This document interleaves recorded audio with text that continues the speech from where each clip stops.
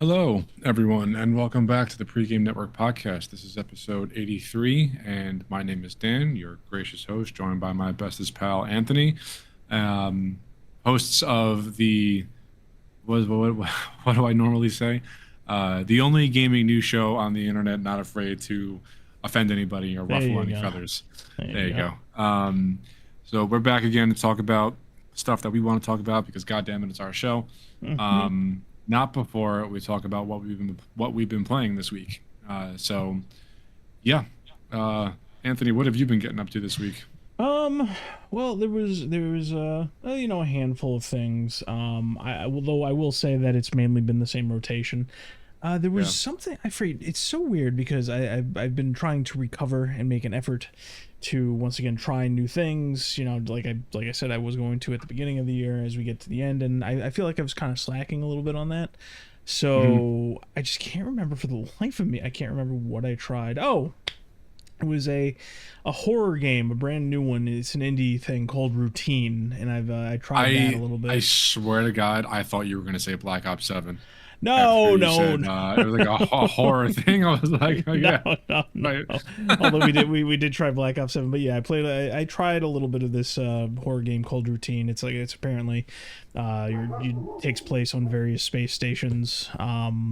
You're playing as a guy who kind of just like, I guess it's not fully amnesia, but it's like, you wake up into it and you're supposed to learn as you go along. I haven't gotten far enough to really figure out what's going on. And because of the Mhm. nature of stories told like that, I don't know if it's going to hold my interest. But I try to try new horror experiences when they come out because it is a desert out there as far as Yeah. content's concerned.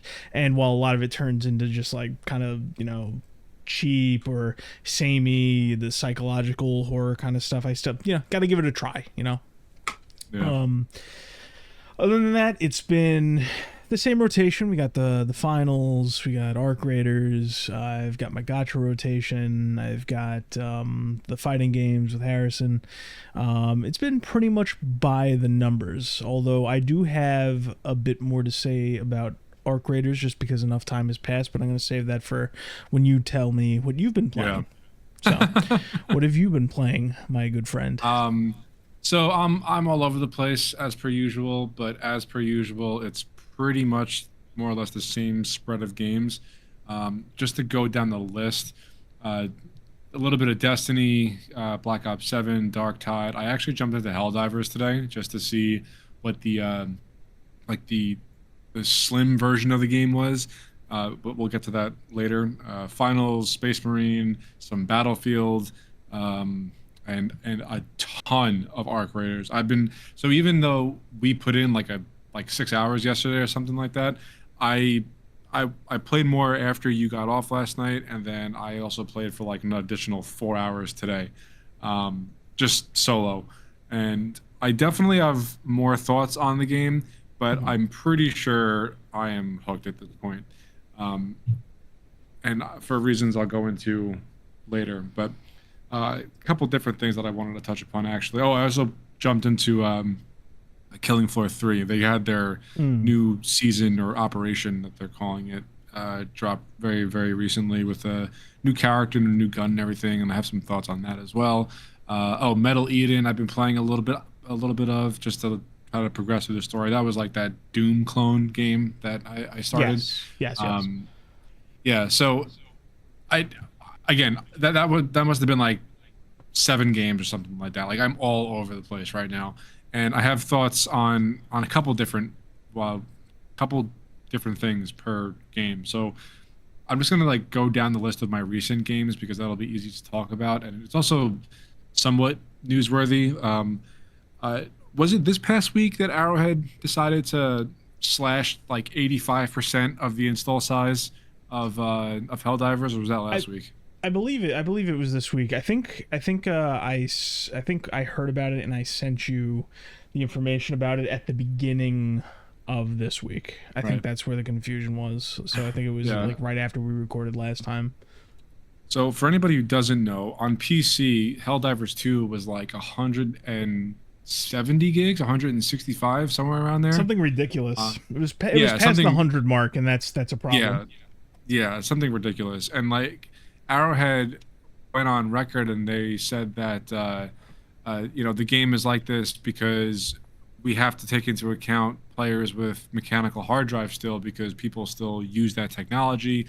If everyone had SSDs, then it really wouldn't be that bad because essentially on a technical level they were just duplicating assets over and over and over and over again. And That way, the crazy thing about that, just because like you're laying out the whole process, the only reason they did that was because they took advice from like insider industry data, which which is all. But okay, then go ahead. I didn't mean to interrupt you. I'm so sorry. Continue. No, it's all right. It's okay. Don't let it happen again. Okay. So now you derailed me. So the people who have mechanical hard drives, HDDs, they replicated all these assets on the disk because it's easier for the mechanical drive to not go searching high and low wherever that data is stored physically on the spinning platter. SSDs don't have that problem because of the way that the technology works. They could just, at the snap of a finger, pluck whatever the game needs at the time. So like an actuating arm doesn't need to read like specifically where on the platter the asset is. So that was the reason as to why they duplicated all these assets. And this happened because, like Anthony said, as he stole my thunder, they were taking data from the industry overall. They weren't just like looking and laser focusing on their game, which they had to basically, I don't think they apologized, but they were like, yeah, we were looking at this stuff, not specifically Helldivers, and this is why we thought we couldn't do it before, but as it turns out, we can do it. So much so that they implemented 2 different beta versions in Steam. One of them, actually, hold on, I have here. It's right here. Okay, so they have the legacy version, which is the full version, and then they have the slim version. So PROD, so production underscore slim. And the slim version is exactly how it sounds. It slashes the install size by like a whopping 85%. It goes from 160 gigs all the way down to about 23, which is crazy. That just, like, in my opinion, that just speaks absolute volumes to the poor state of optimization in the industry overall.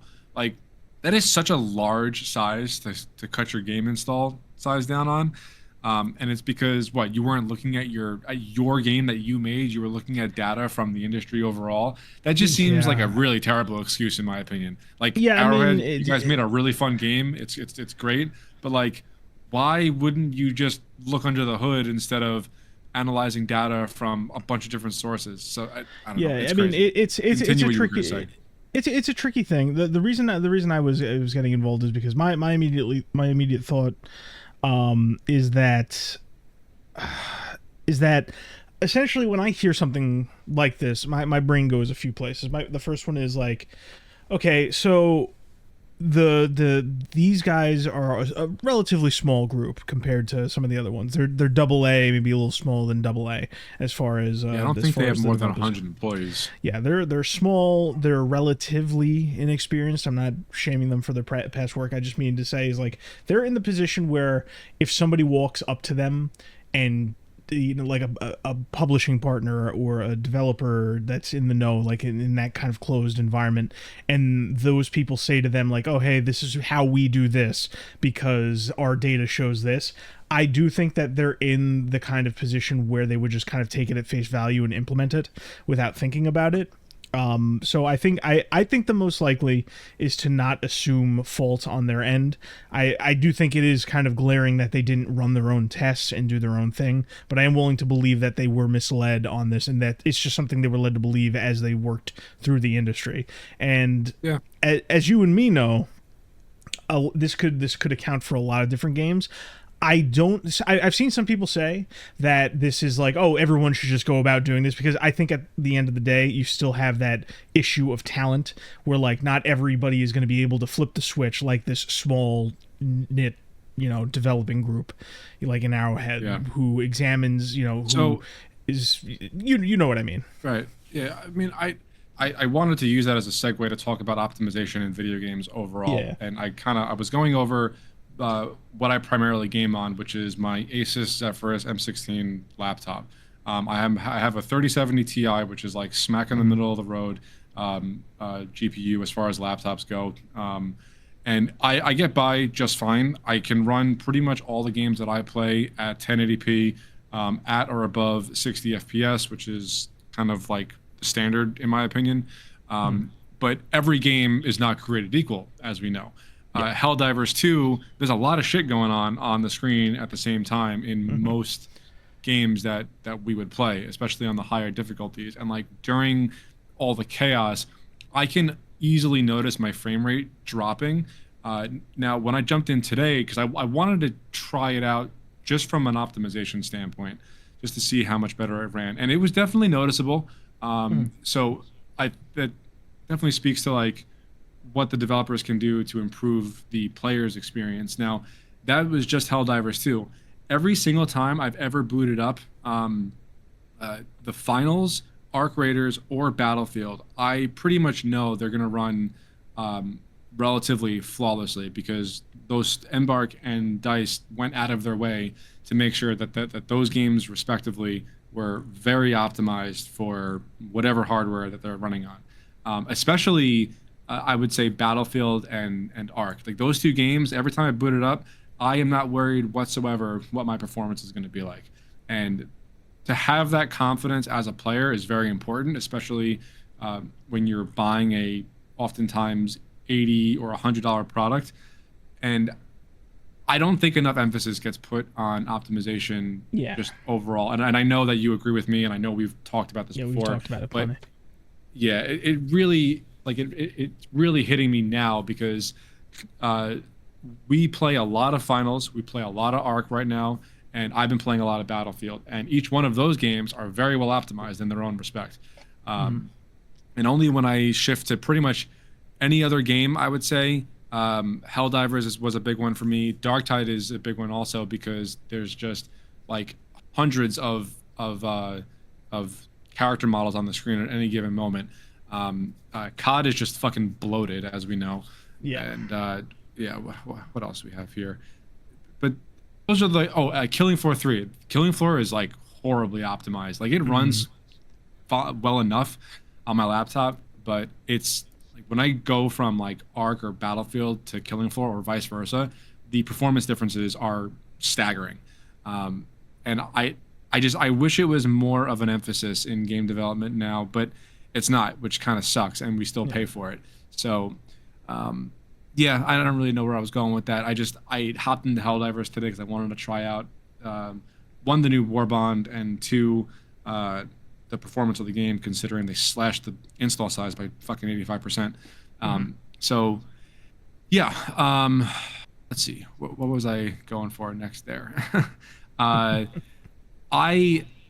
I'm still playing through the Destiny 2 Renegades campaign.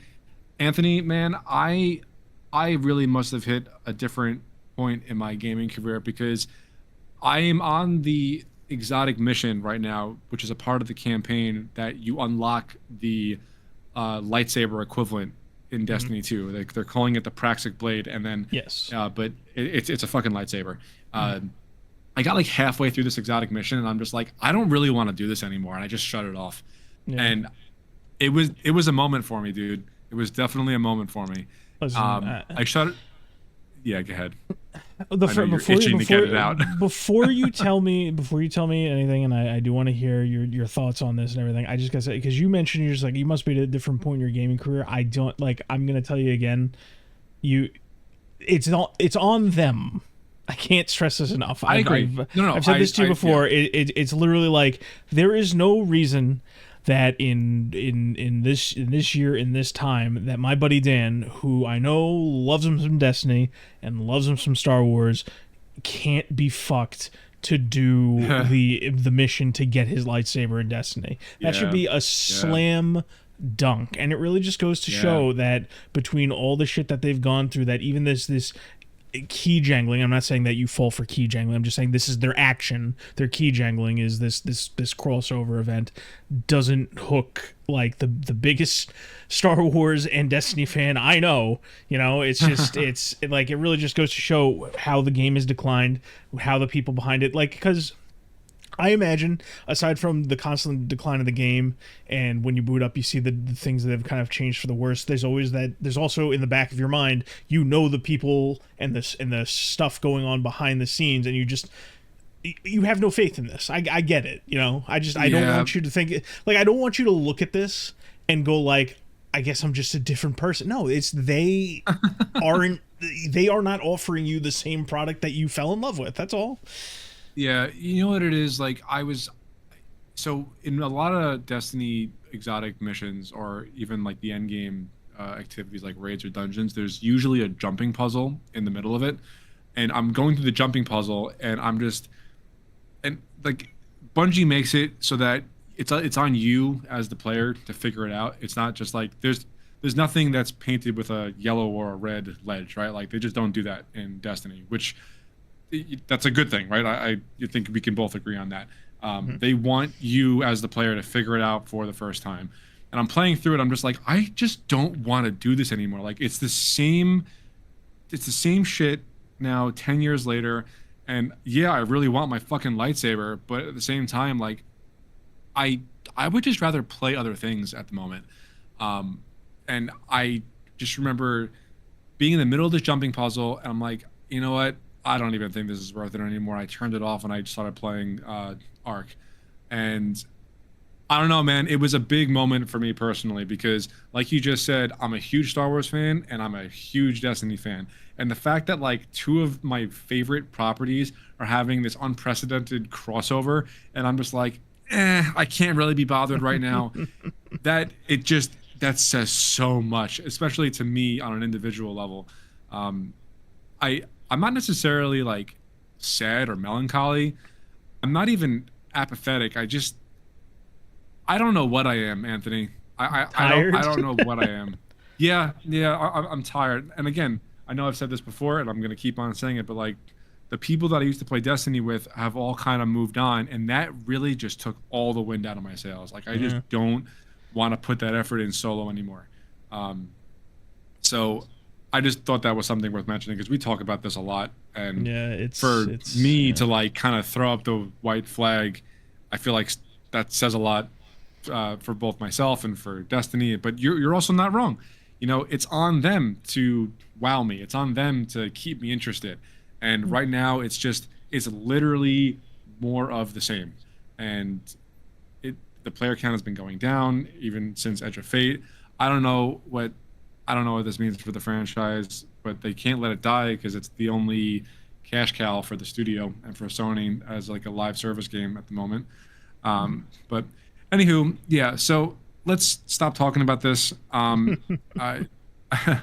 Let me get one really small thing out, and then we could talk about Arc Raiders. Sure. The new Darktide class, Hive Scum, is so much fucking fun. It is criminal. It's criminal how much fun it is. Honestly, all jokes aside, some of the slickest pistol animations I've ever seen in a game, full stop. It makes you feel like such a fucking badass.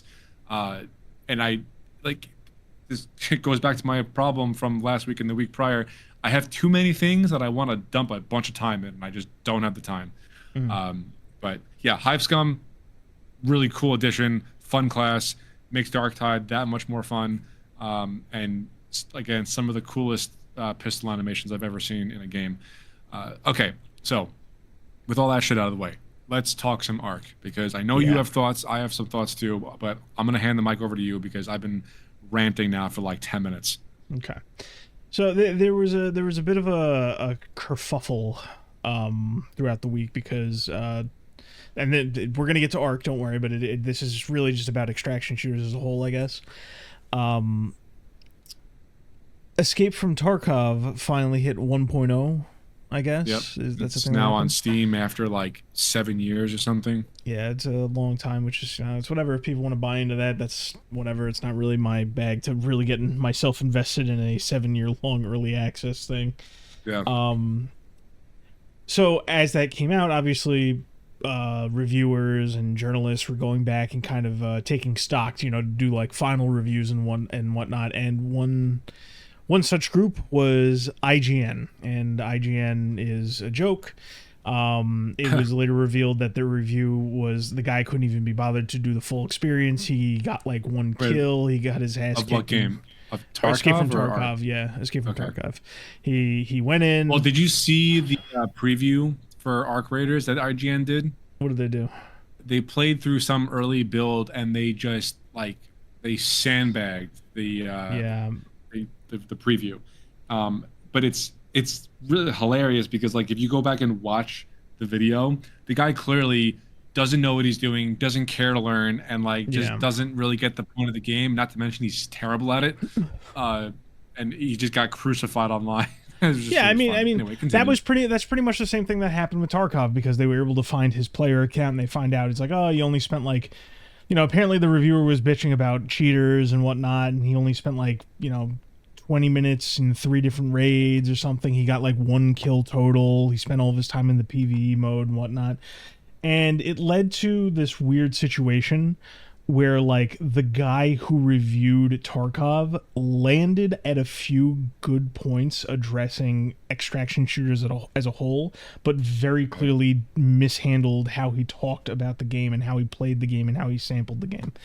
And it basically led into this week-long argument across different forums and spaces where everybody's arguing about Tarkov and whether it's good or bad, extraction shooters, whether they're good or bad, or if they just filter people and all this kind of stuff. And obviously at the same time, we've been playing a lot of Arc Raiders, and this basically just kind of led me to, I'm post the honeymoon period.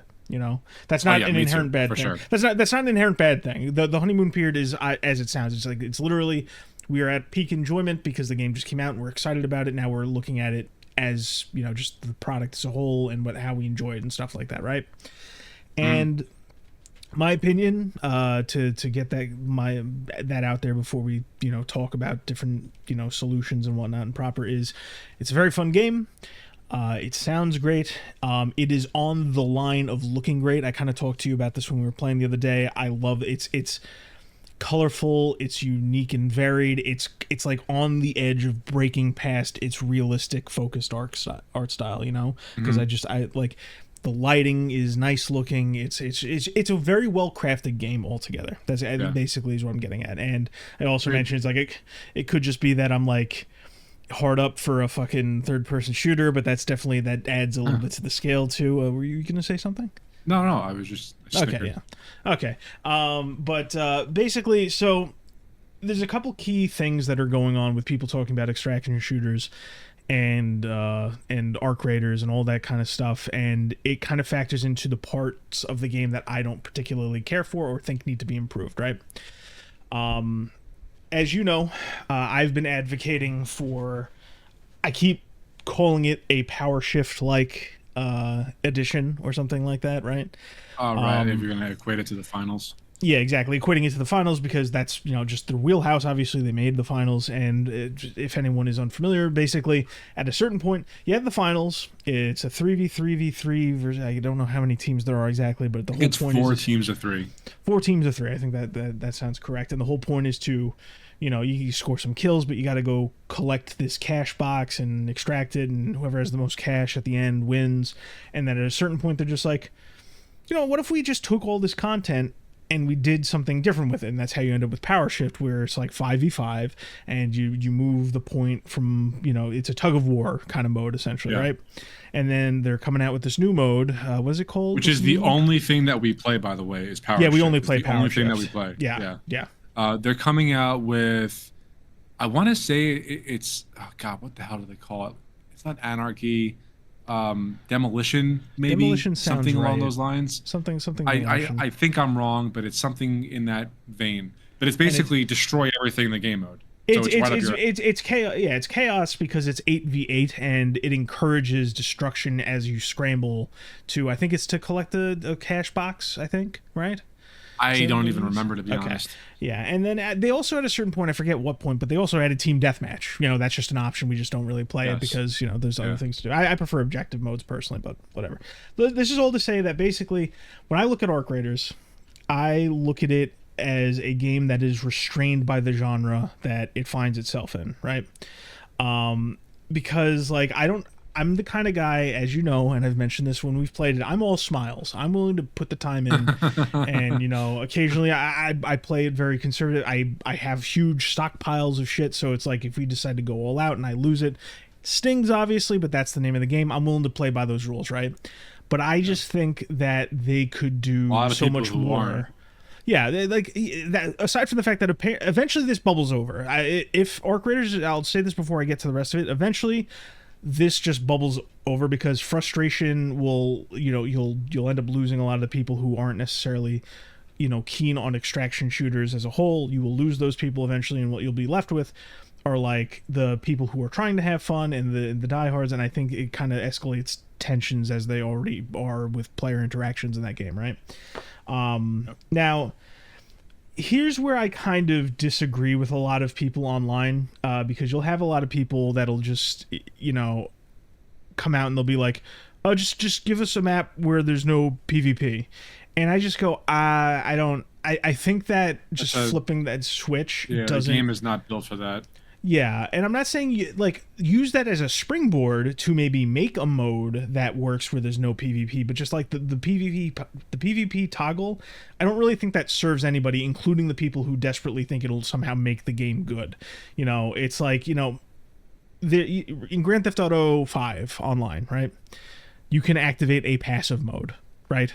Where you don't interact with other players. I don't know anything about GTA Online. I've never gotten into it. So, GTA Online by default is very free for all, but you can activate a passive mode where you just can't interact with other players. And sure, it's nice to not get completely murdered, and I guess you can drive around and do missions and stuff. But it's just it doesn't when you activate that mode, even if you're somebody who likes that kind of mode, at a certain point you realize that there's just a gap where content used to be. So I don't think all this is to say that I don't think adding PvP off to Arc Raiders is necessarily a good idea, including for the people who want it. I really do think that, again, they need something like that power shift kind of mode, And I mean, to a degree, that there's already kind of an outlet for that, where there's the different events that pop up on the map sometimes, but there's different things to do in that. What were you gonna say, bud? Well, no, it's really all up to the people that are in the respective lobby, because if you take PvP out of the game, then all tension and most of the stakes kind of go out the window. For example, today I was doing a bunch of night raids because the drop chance for all the blueprints and a lot of the higher level shit is massively increased during night raids and the electromagnetic storms. And I went in with a free loadout because the 2 times I went in previously, one guy extract camped me and killed me, which did not feel great. I was fucking furious. And then another time, something similar happened. I was minding my own business and some player ran up to me and just killed me. So the third time I went in with a free loadout, and if you're unaware, the free loadouts do not have a safe pocket. So if you find something that you really like, there's no way to absolutely guarantee that you're going to get it if you die or if you make it out. So I found a blueprint for the Wolfpack grenade, right? Those are fucking great for dealing with the bigger arc enemies. Yes. But I didn't have a safe pocket. So I had to make damn well sure that I made it to a subway and got out before anybody had the opportunity to fucking mug me and rob me. But without that level of tension and the level of stakes that are in every match of Arc Raiders, the game isn't really special anymore, because it's easy enough to hide from the robots, even the really powerful ones, and it's also easy enough to just kill the chaff. But if a player gets you in his sights and wants you dead, you have to work for that extract. Or you have to work to get clear, or work to defend yourself. If you take that out, then what really is this game? It gets kind of boring, in my opinion. Now that's not to say that when you get third-partied or someone just kills you without any provocation, that does not feel great either. Again, that happened to me today a couple times, and I was furious. But I got back up on that horse, and I went back in, and I got my shit done, and I was rewarded for it handsomely. So I don't know what that power shift equivalent mode would be for Arc, Hmm. I don't know, because if you don't have PvP, then it's not really special anymore. Yeah, it's so that's why I say it's like a tricky thing because you know how I am when it comes to things like creative intent, when it comes to developers and stuff like that.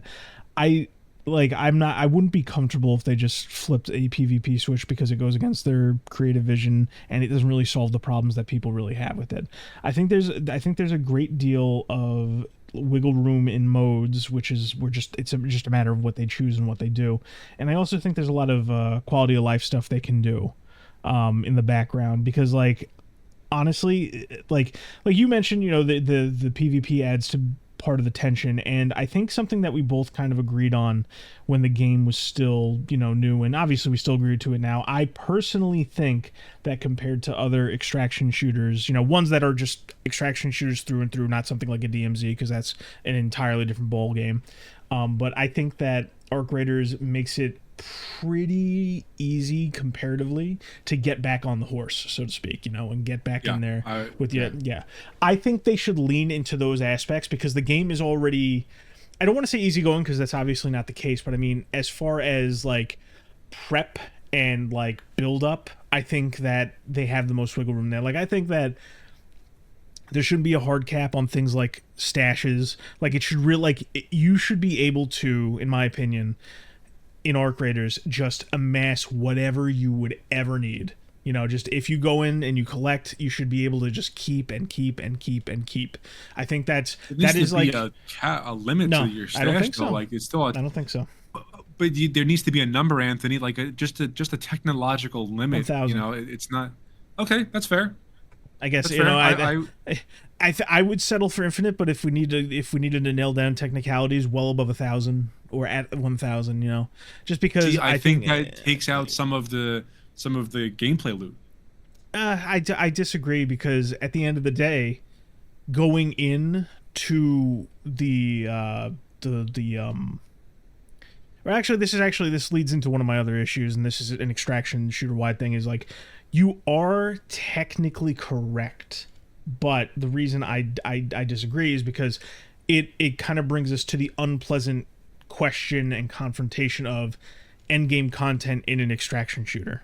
Because if me going in and collecting things, which is what I'm going in to do regardless, ignoring the quest for a second, when I go in and I'm helping somebody else do a quest, or if I'm just going in to screw around, right, I'm looting blind. I'm gonna pick up whatever the fuck I want. That's always gonna be the case for me, right? And that's just, if that does not change regardless of how large my stash is. So okay, what I'm getting at is, like, if the argument is that it changes the gameplay loop, that just means that the gameplay loop relies on me arbitrarily having a limit on my items, and that's not a good look, because then it's just like, okay, what do you have? You need to constantly upkeep your own inventory, or like. But if you get to a point where you have so many resources that you can craft and have the best shit readily available at all times, doesn't that take out you're back to that word again, doesn't that take out some of the stakes? Like, if you're not concerned about losing shit when you go in, then what's really the point? Exactly. Now, this is where it kind of gets a little murky, because it's almost the same result, almost as, if there was just a PvP on-off switch, right? But, okay, so if we add a PvP on-off switch, it removes the tension, removes the stakes, right?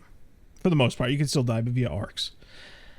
You are doing that in disservice of the core gameplay itself, while, allowing players to amass resources is removing the tension just because the game doesn't have enough content to support that kind of player.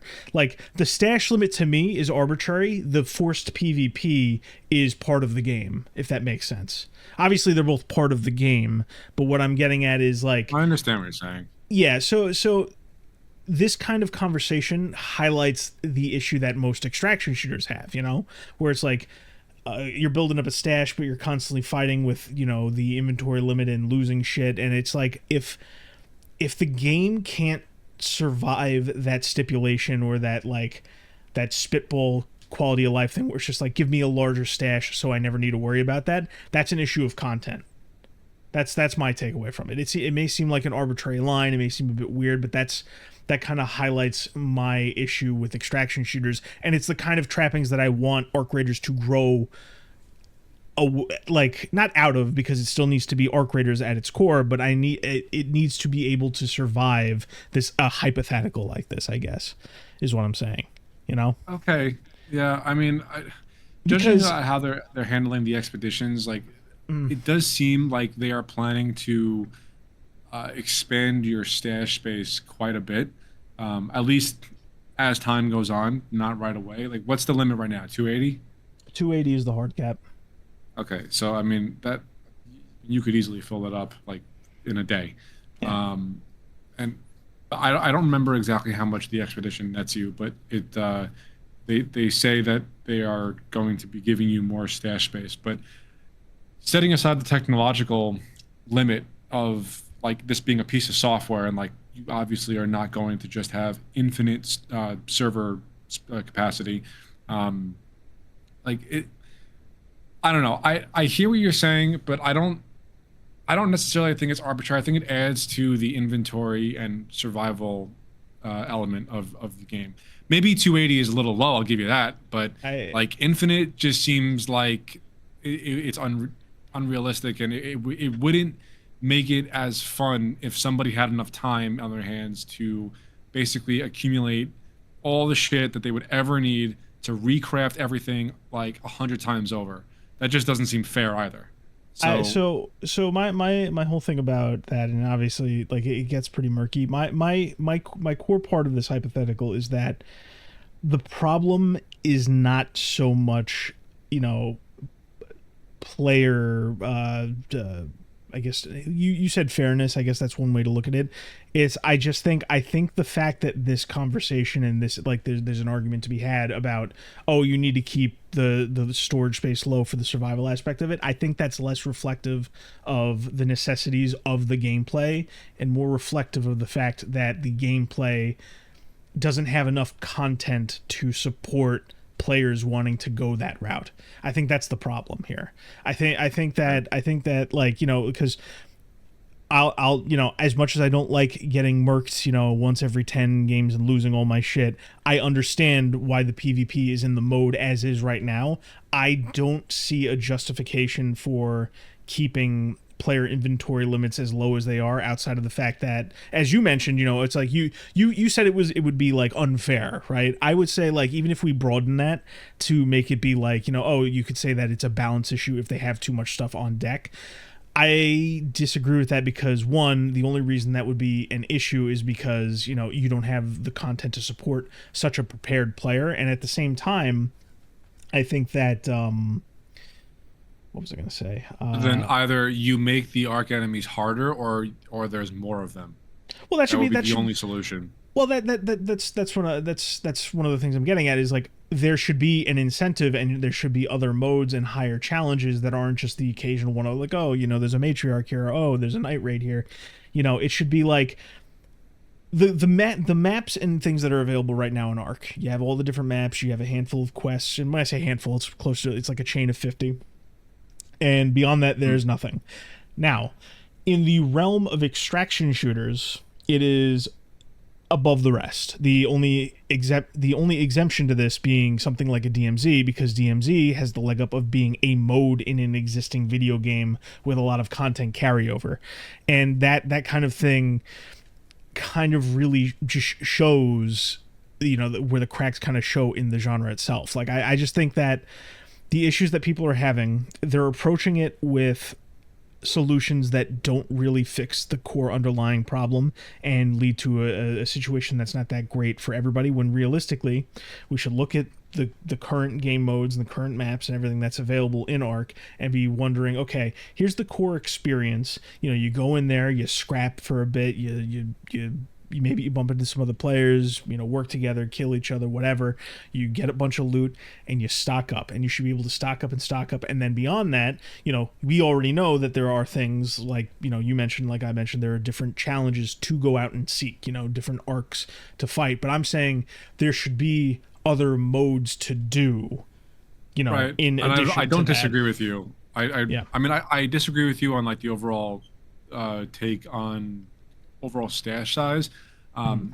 But I do not disagree with there there being other modes. Like I could easily see, so like number one, don't take out PvP. I want to make that very clear. I think that makes the game what it is.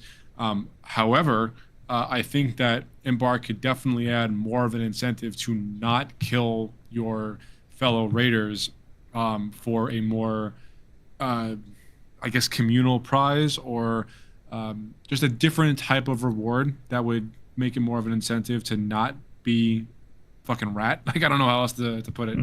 Um, but that would be the only other way I could see them going, where whether it's like a Sherpa score, or if you have to work together with more than 5 or 6 other people to take out like this really gargantuan enemy or get into a building or whatever have you. I think they could do more with with incentivizing players not to just go out and hunt other raiders. But that's the only thing that I could come up with right now off the top of my head. So, I mean, we at the end of the day, when it comes to something like Arc Raiders, like potential content, like where they're gonna go, we could talk up and down to different theories. Yeah. Generally speaking, I think ultimately, I do think there's quality of life to be found, both in personal player stashes, like I'm harping on, but also in things like, I mean, there's already rumors that there's aggression-based matchmaking of some kind, where if you engage in fights more often. I'm not 100% convinced about that, and also it would kind of already be enforcing the kind of like, a light PvP toggle, if that's the case. And if that's the case, the floodgates may as well be open and you should really start actively doing things. Yeah. But like, I really do think that in a hypothetical world where they add additional modes, they get that power shift like update, I think you would notice what I'm kind of referring to when it comes to the stash sizes really just being indicative of a quality, not quality, a lack of quantity in content. I think you would end up seeing what I'm talking about more in practice. But I do think that I hope Arc Raiders does grow. I think it will. I really do, because if their end game is like, we're gonna do neat expedition rewards, I think they're gonna lose people over time. Yeah. If that's the end of it, agreed. that's it. Yeah, they need to be aggressive, and I do think there are smaller things they could do along the way, because I've seen their roadmaps. I think their roadmaps are satisfying for people who are live and breathe extraction shooters, right? I do think they're going to lose people along the way if they don't. Again, I'll defend their core gameplay, right? I'll defend it to that. Do your thing.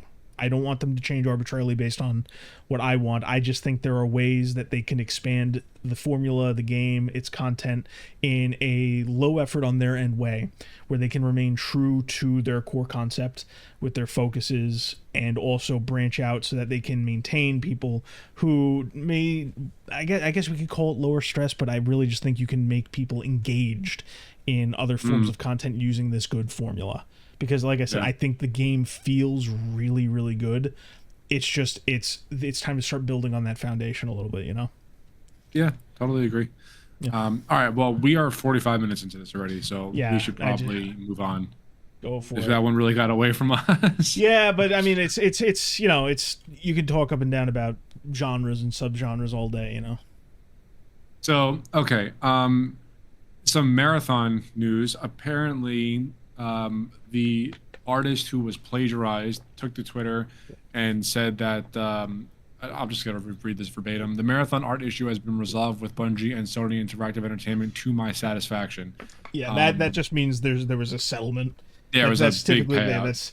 I think that verbatim is almost exactly what any people say when a lawsuit has been settled in some way and they got money. Yeah. Yeah, so I mean that's a thing. Still have no faith in Marathon, but we'll see what happens. That game it's got a black spot on it. Moving on. Okay, so this doesn't really have much to do with like gaming news, so to speak, but I think it's big enough that it's going to touch our industry whether we like it or not. Netflix just bought Warner Brothers for what was it, 82 billion, some ridiculous sum of 83 billion, some So ridiculous sum of money. yeah, before you even continue, I will just say 82 billion is a ridiculous sum of money. It is also way undervalued for the company. I will just say that. That's For Warner Brothers. yeah, I think that's way too cheap a price for Warner Brothers. Although it is a massive amount of money. I just think Yeah. that's a if the deal actually manages to go through, that is a steal for Netflix. Why do you think it's a steal? That's 82 billion, just 82 billion for a legacy company like Warner Brothers. Maybe it's just my poor ass talking, but No, yeah, I mean, uh, it's for us. That's a shit ton of money for a price evaluation for a company like Warner Brothers. That's way too cheap. You're talking about the company that introduced sound to film. You know, a company that's been around for a century with a back catalog of incredibly powerful IPs that they themselves have created over the years, and also ones that they've acquired just over time. You know, it's that 82. by That's Netflix of all companies. yeah, That's crazy. that's miserable. Now that being said, and obviously you can continue what you're saying, it's not a done deal yet. This still needs to pass. It needs to pass more hurdles than when Microsoft bought Activision. I'll put it that way. Yeah. I don't know. But like I said, doesn't really have anything to do with gaming right this second, but it absolutely will, like in a few years' time. It affects DC Everything. licensed Everything games. entertainment. Yeah. I mean, like I said, it's going to take a couple years before we see anything happen on our side of things, but this is definitely going to touch so many different properties that we both like. So Yeah, it's again, like I said, not necessarily gaming news, but big enough to warrant talking about. yeah, it will be interesting because like if it does eventually go through, I mean, aside from the effects it would have on franchises and IPs and adaptations, like, you know, things like Mortal Kombat or Lord of the Rings games, Harry Potter. I do think DC, it's a little different because I think DC's their contracts and how they work is DC is heavily involved regardless of who owns the gaming rights, you know. So we'll see. Yeah, that would. But I mean, also if this does go through, you'd have somebody who would potentially be poised to make a Game Pass competitor. You know, maybe you never know. It's all potential stuff like that. But I do think it cannot be stated enough that at this point in time, outlook on this deal like is very poor, as far aside from the people that say like, oh, you know, the effects would be bad. I'm talking like it's a bipartisan issue in United States politics when viewing how it would, you know, be viewed as a monopoly. Unions are already getting ready to go nuts. Industry talent across the film industry is already raising a stink because, you know, it puts in a jeopardy, you know, film going experiences and releasing film in cinema. And Netflix is already doing the thing like, oh, don't worry, we would totally support it. But it's like there's a part of the way that they worded it where it's like they would absolutely pull out if they saw the value in pulling out of theaters or pulling out earlier. So it's like it's a pretty united front against it, and there's also like a lot of just legal hurdles they would need to go over. So I think a lot of people are saying this is just to put the squeeze on Paramount, who wants to be the real buyers of this. So, you know, we'll see what happens. It's all up in the air right now. Yeah. So just definitely warranted talking about.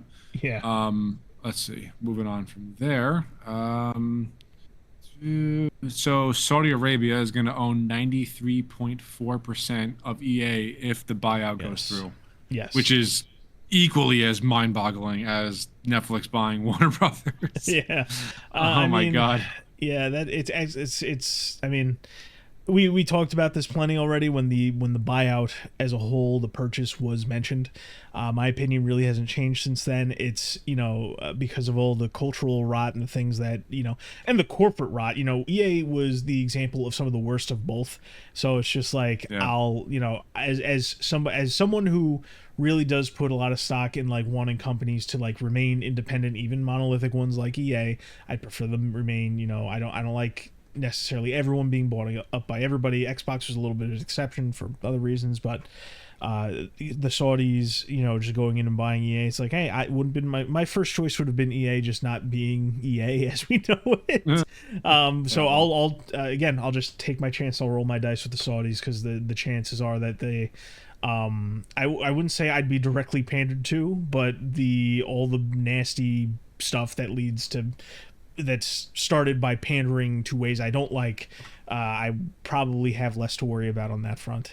So maybe there'll be some improvement. And in some cases, there's also rumors that, like, as this is going through, EA wants to kind of offload some IPs. I know Dead Space is a big one that's been talked about, especially after reports that Dead Space is on ice again.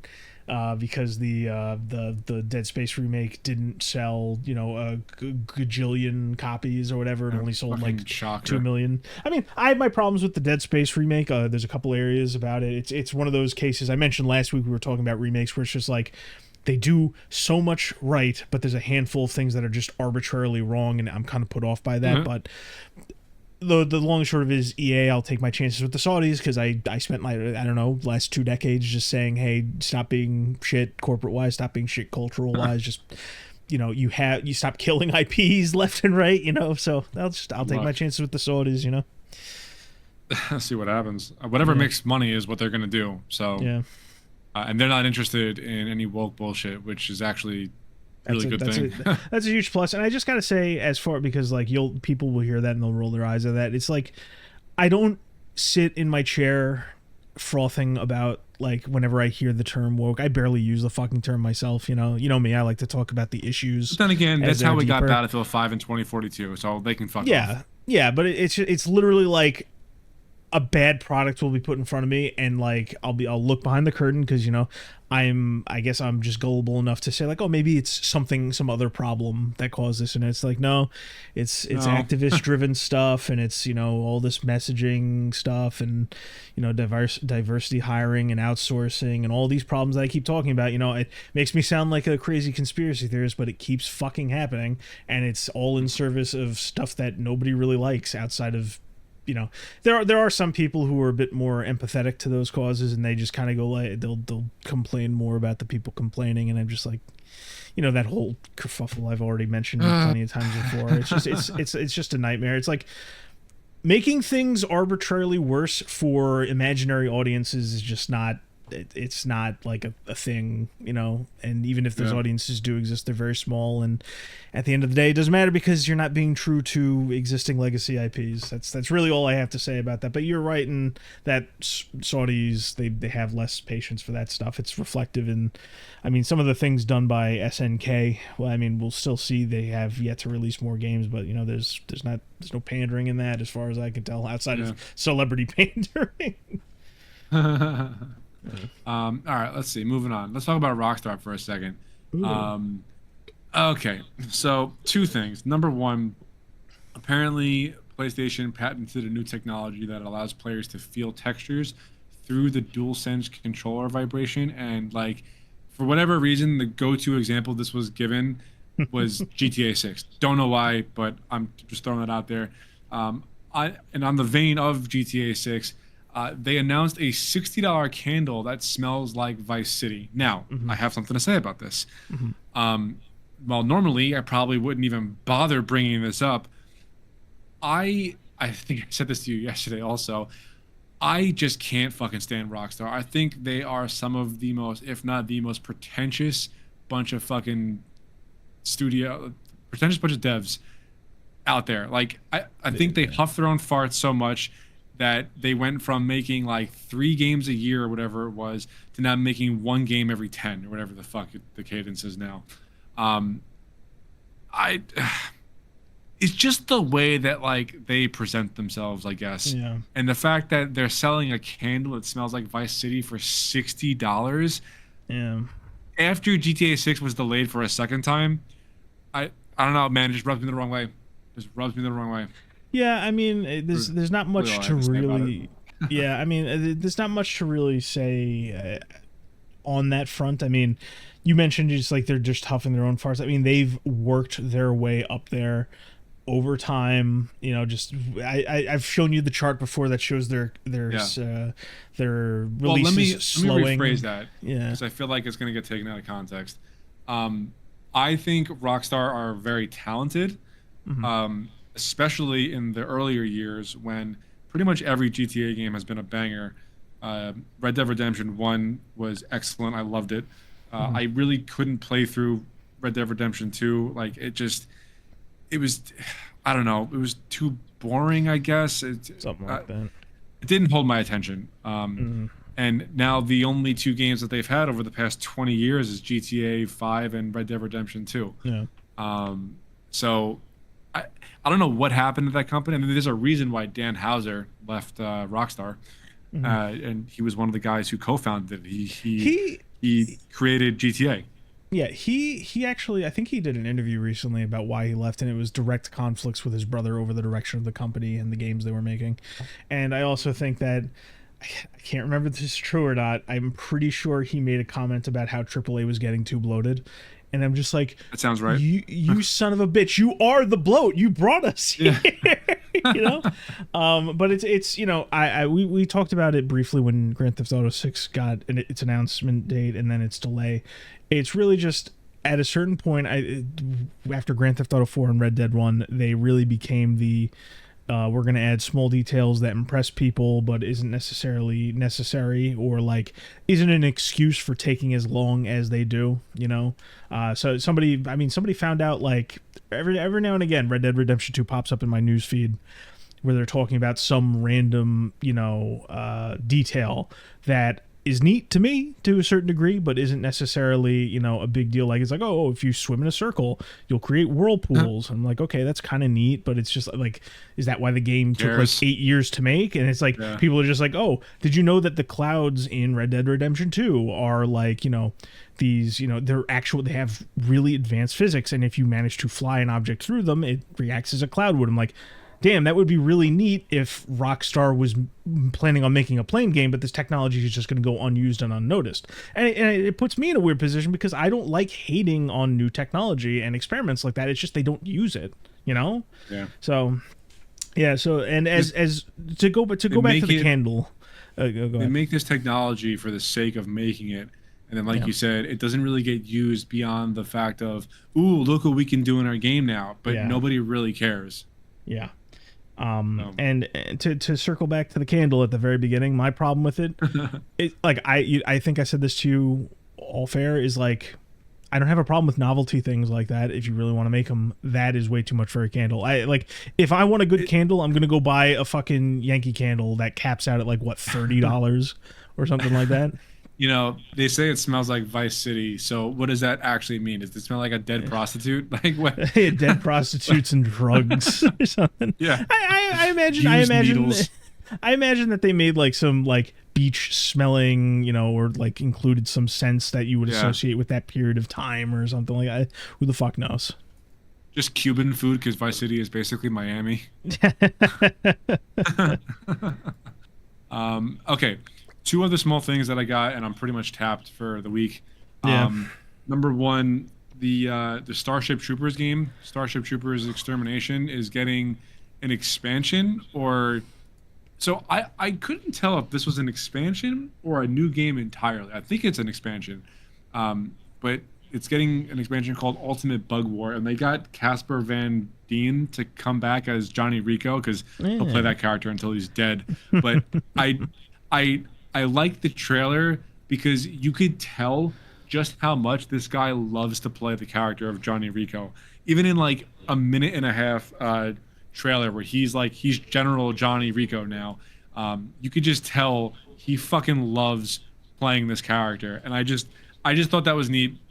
I'm actually surprised that this game is getting more content because it does not have a healthy player base, but people fucking love it. I mean, the console numbers must be good. Steam is not. Steam is like, last time I checked was like somewhere around 550, which is just basically dead. I'm actually gonna check right now because I'm morbidly curious. But we don't have console numbers, so we'll really never know how the game is actually doing. 322 people in game right now. It's a rough number. I mean, that's enough to play games if you want to play the game. It's not optimistic for the future of the game. Well, that's my point.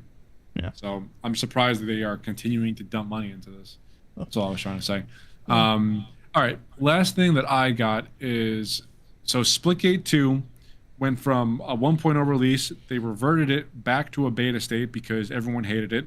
And there was really nothing to do in the game other than just like play the game modes. There was like no real progression or anything like that, amongst several other issues. But it is now coming back as Splitgate Arena Reloaded, and it's coming on December 17th.